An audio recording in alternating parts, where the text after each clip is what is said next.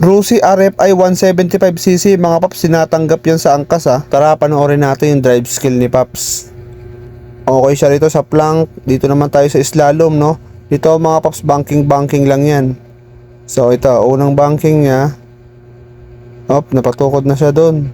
Okay, dito naman sa ayan, tukod ulit.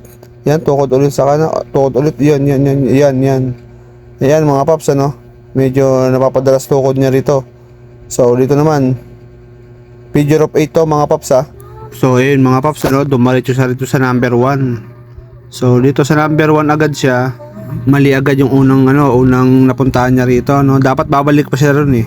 So dito medyo off. So ayan, possible na ito mga papa, ganito na, retake na to, no. Tsaka yung handling din niya. Yung handling niya na to, hindi pa yan pasado.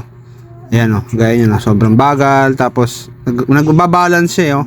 Binabalance niya sa manibela. Isang take pa to si Pop, sigurado to. So ayan, dito naman siya sa number 4. Tingnan natin sa number 4. Ayan, tukod, yun. Yun, tukod, yun. So ibig sabihin ito, parang hindi pa masyadong kabisado yung motor or kinabahan, no. Tingnan natin kung makakapasa sa kanyang second try. Possible na ito, retake na to. So ayan, muntik pa sumabit to sa cone. So ayan mga paps, ano, possible retake.